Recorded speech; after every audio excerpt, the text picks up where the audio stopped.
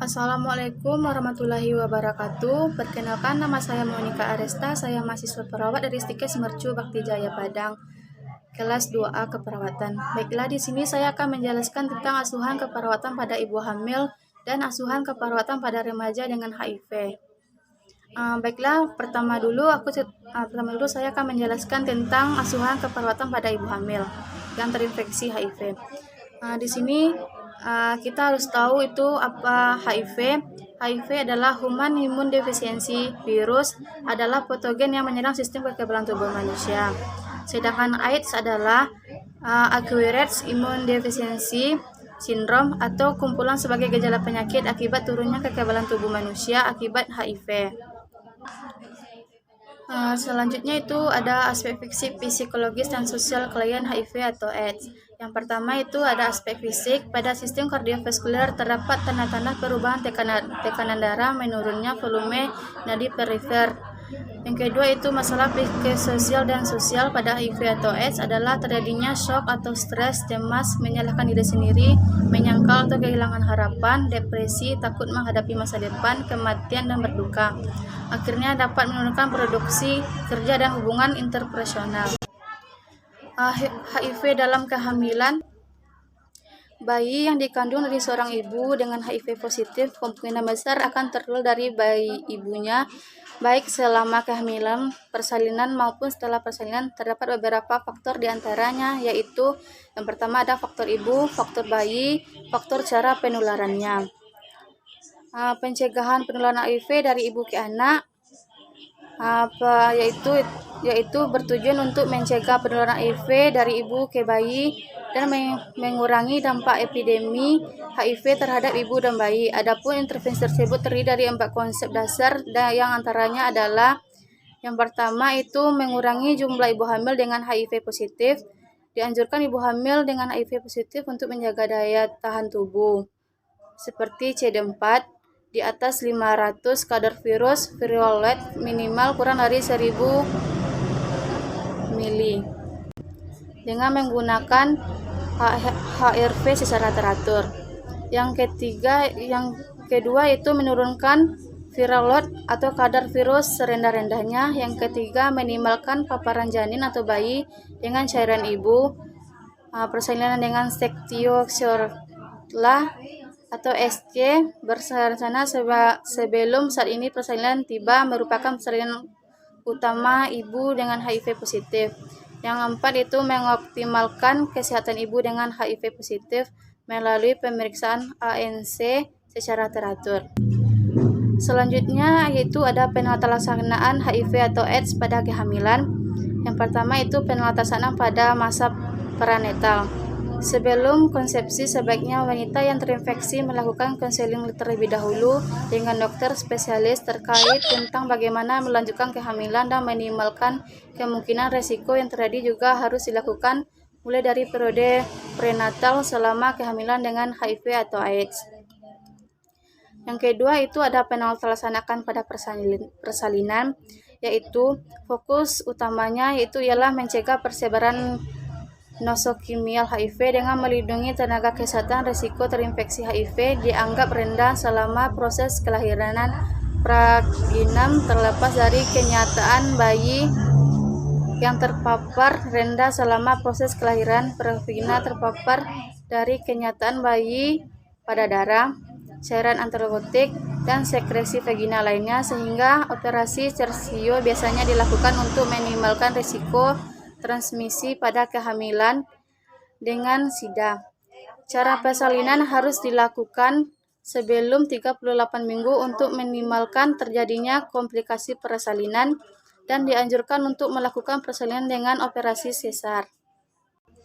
Selanjutnya itu ada penata-laksanakan pada postnatal. Secara teori, ASI dapat membawa HIV dan dapat meningkatkan transmisi prenatal. Oleh karena itu, WHO tidak merekomendasikan pemberian ASI pada ibu dengan HIV positif, meskipun mereka mendapatkan terapi ARV. Selanjutnya itu ada tata laksana neonatus.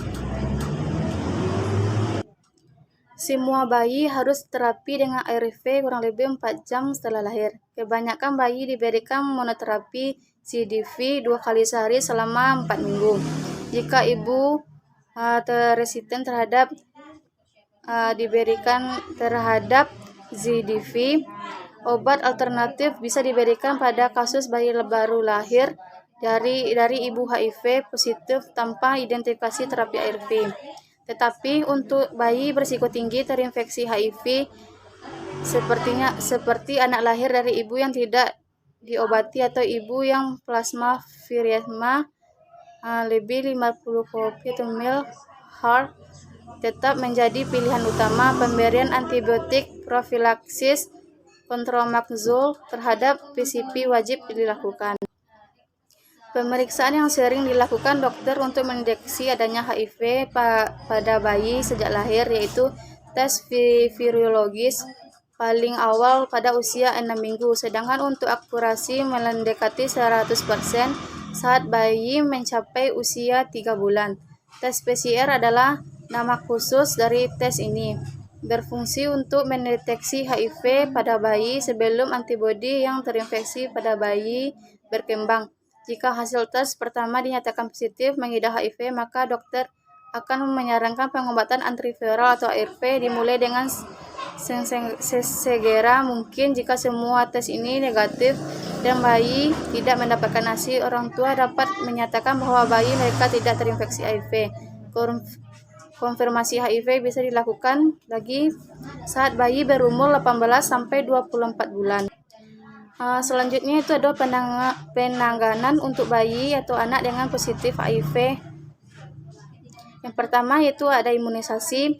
Vaksin ini boleh termasuk vaksin BCG yang dapat diberikan pada anak beberapa hari setelah lahir. Namun, bila ditunda sebaiknya vaksin BCG tidak diberikan pada anak yang menunjukkan gejala haid atau misalnya kurang bertumbuh atau sering terkena infeksi. Yang kedua itu pencegahan dengan kontramazol. Yang ketiga itu nutrisi dengan makanan yang kaya energi dan meningkatkan asupan energi. Yang kedua itu saya akan menjelaskan tentang asuhan keperawatan remaja dengan HIV atau AIDS. Terlebih dahulu saya akan menjelaskan pengertian dari HIV.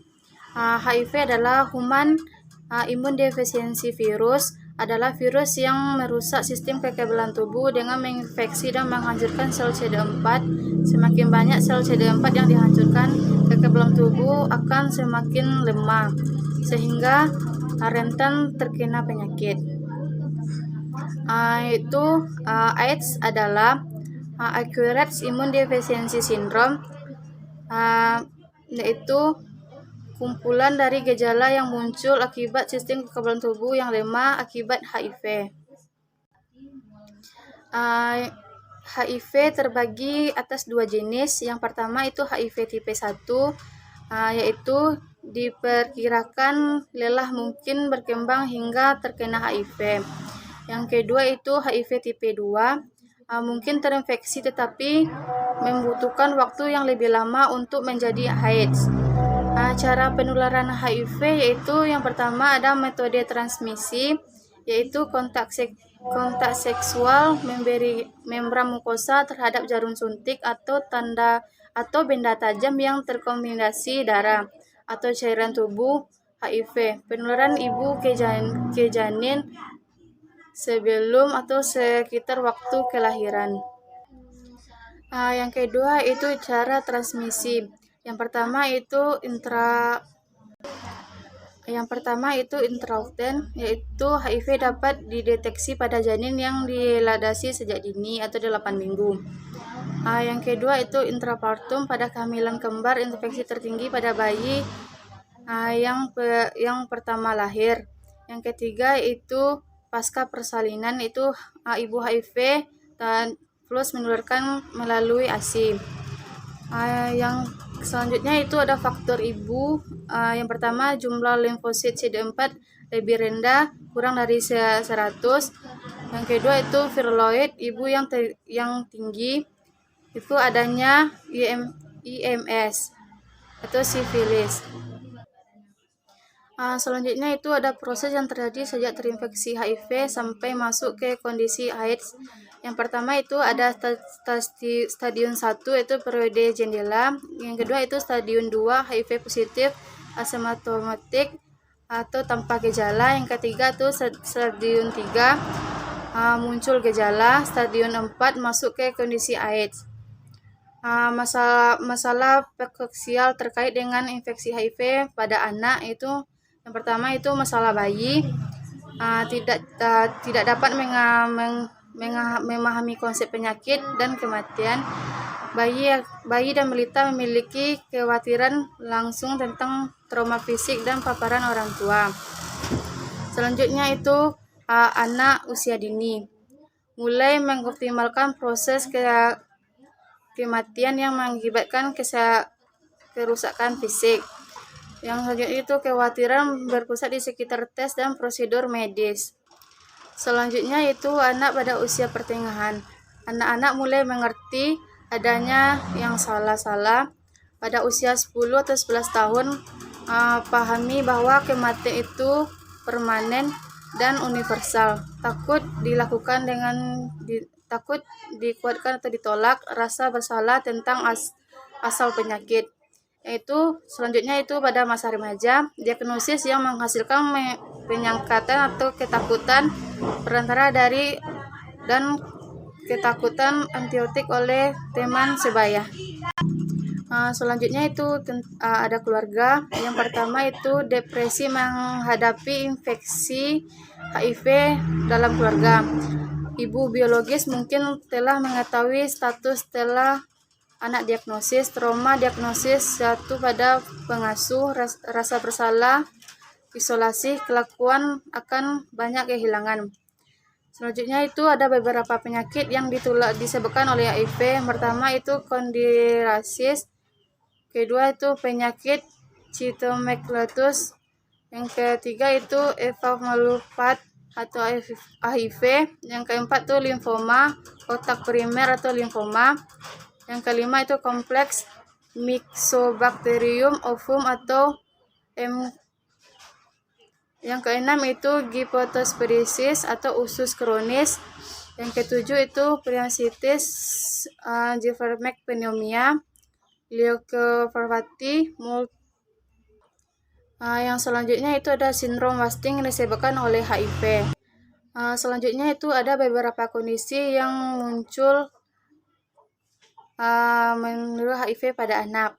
Yang pertama itu sindrom jantung, yang kedua pneumonitis kronis, yang ketiga ensefalopati atau melopati, yang keempat sindrom hematologi, yang kelima sindrom hepatitis, yang keenam keganasan, yang ketujuh infeksi oportunistik, yang kedelapan sindrom ginjal, yang sembilan sindrom wasting. Baiklah, sampai di sini penjelasan dari saya tentang asuhan keperawatan pada ibu hamil dengan terinfeksi HIV dan asuhan keperawatan pada remaja dengan HIV atau AIDS. Terima kasih. Assalamualaikum warahmatullahi wabarakatuh.